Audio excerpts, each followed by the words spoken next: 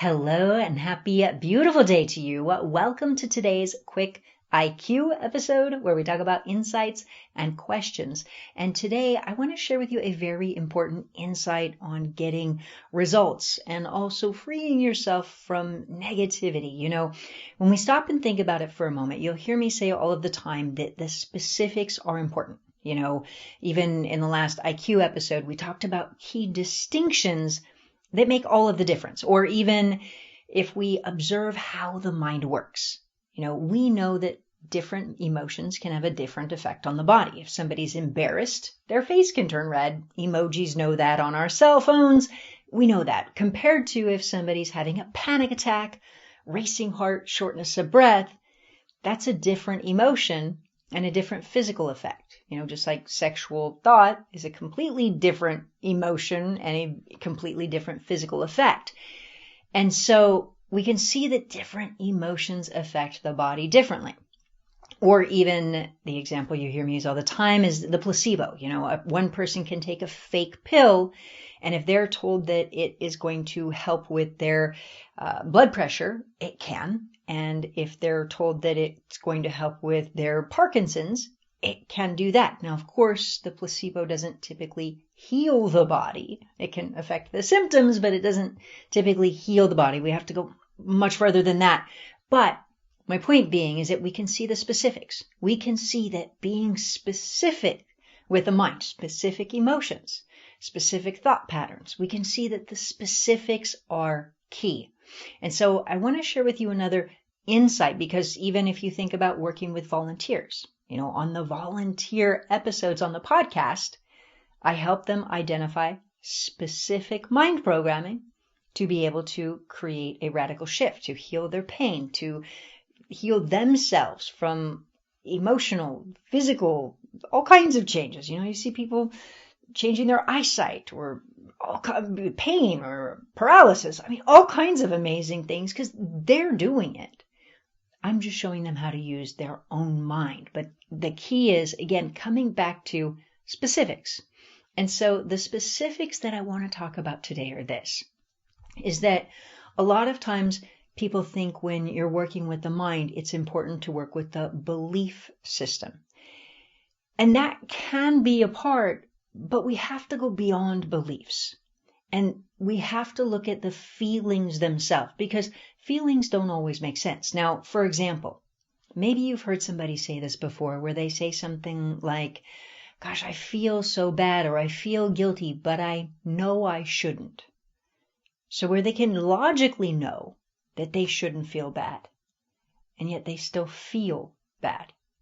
Or even if we take the unfortunate example of a cutter, somebody who cuts themselves and feels feelings of relief or euphoria or safety or control from cutting themselves. Now, of course, they could look at the big picture and see that they're obviously they don't believe necessarily that it's going to keep them safe, yet they can feel that way. Or we can have mixed beliefs where part of us can feel something and we can believe something, but something completely different. We can have a completely different belief, but feeling. And so even the things that I worked with in my mind to heal myself, I didn't believe them, but I felt them. And so there was all of these mixed emotions at a deeper level. And so the simple way to think about it is like this, is if we think about the awareness that all dogs are animals. That's true. All dogs are animals. Okay. But we wouldn't say all animals are dogs. And so, of course, all animals are not dogs. There can be cats. There can be all kinds of animals. And so we want to think about it the same way, that yes, our beliefs can affect our emotions, but also our emotions can be opposite of our beliefs, and yet they can still affect our healing as well. And so the core that we really want to look at is our emotions, even if it doesn't make logical sense. In fact, part of the thing that I had going through my injury was I had this feeling of fear and also expecting to die.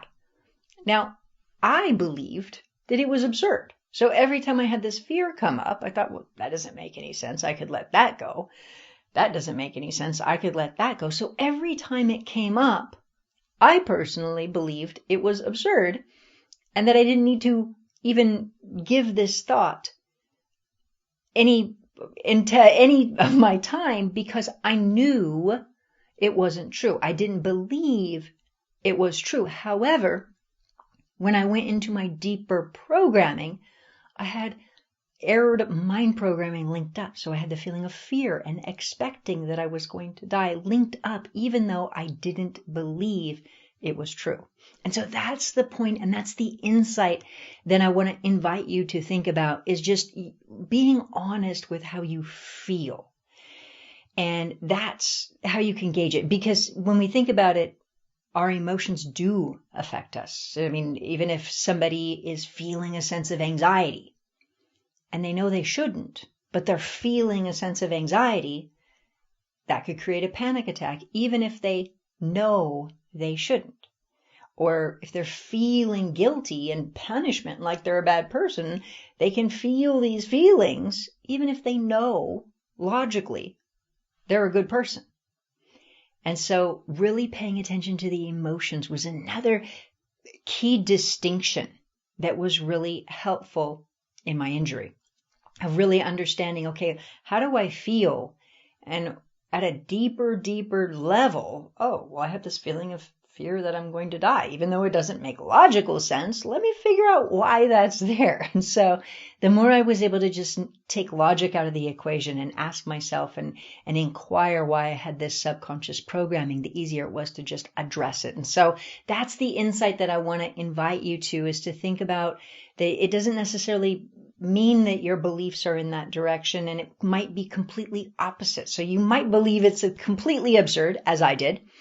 And then when you start to look at your subconscious programming, you might say, oh my gosh, this is linked up in my subconscious mind.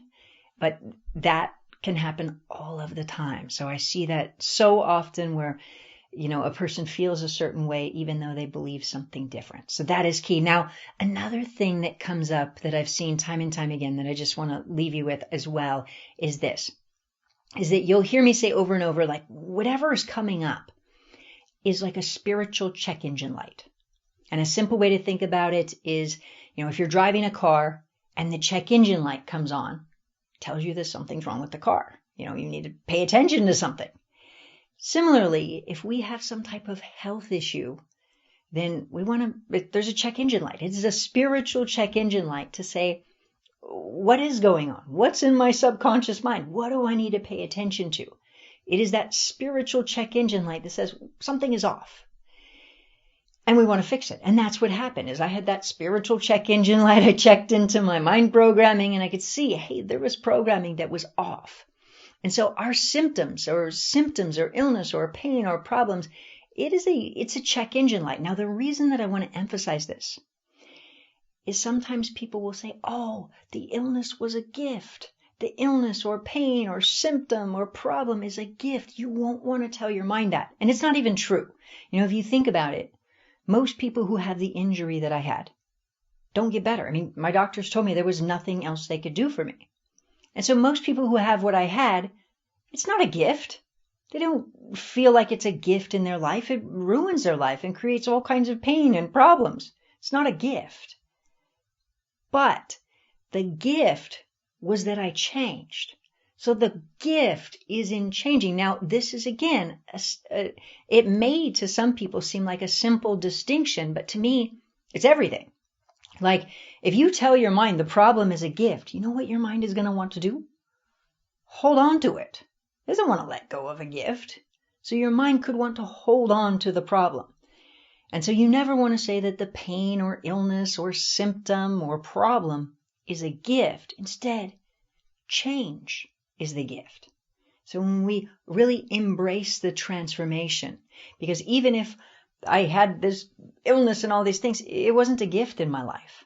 Change is a gift. And part of the reason I also say that is this, is, sometimes I have people say something like, well, you had an injury that woke you up and I wish I had some type of injury or whatnot. And I always tell people, you don't need the injury. The injury is not the gift. The pain, the symptom, the problem, the illness is not the gift. Change is the gift. And anybody can change. Anybody can start reprogramming their subconscious mind to transform their patterns and their mindset to take their happiness, their health, their life to the next level. And that's what's exciting. And so you can see that distinction because, again, if your mind thinks something is a benefit or a reward or a gift, it's going to want to hold on to it. And so these key distinctions are everything. Now you might think, oh, well, these are small details, but let's be honest.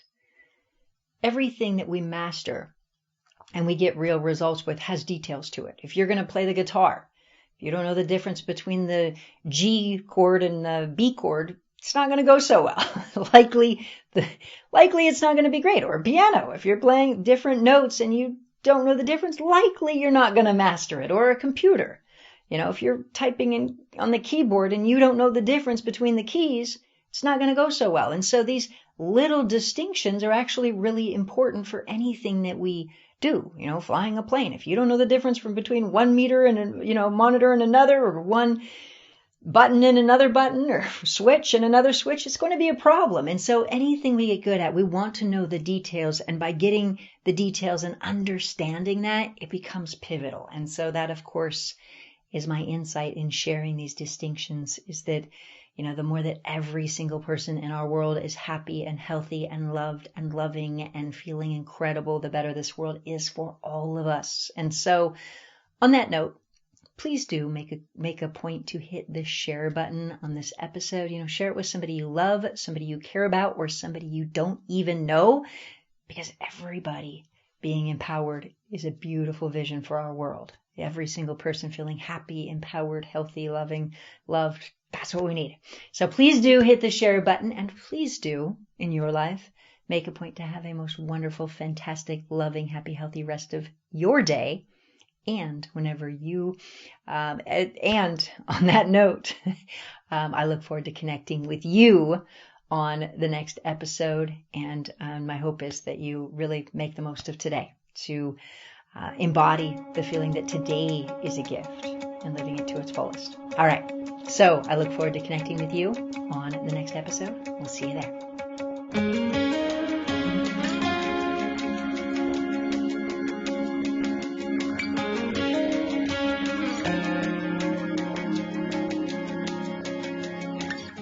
Thank you for listening to Heal Yourself, Change Your Life. All of the time, people reach out and say how much these episodes have given them hope or touched their heart or helped them stay positive in hard times or even woken them up to a completely new level of awareness of how amazing we all really are.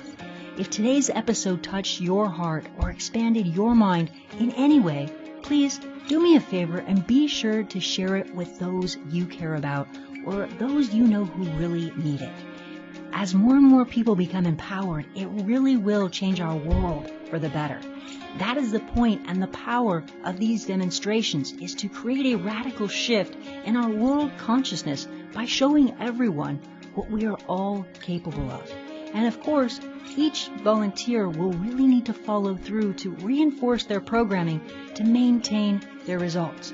But the point is for you to see that you really can create rapid results in your health and your life if you really understand how to use your mind. You're incredible. And I do want to be clear, though, that most people will not get results this fast on their own. I make it look very easy because of the discoveries that I made. You'll want to remember that there's so much more going on in our minds at a deeper level than people realize. That said, if you want to send me any questions or comments, come visit me on my website at BrandyGillmore.com/podcast. And if you're currently experiencing physical pain and would like to be a volunteer on the show, you can sign up there as well.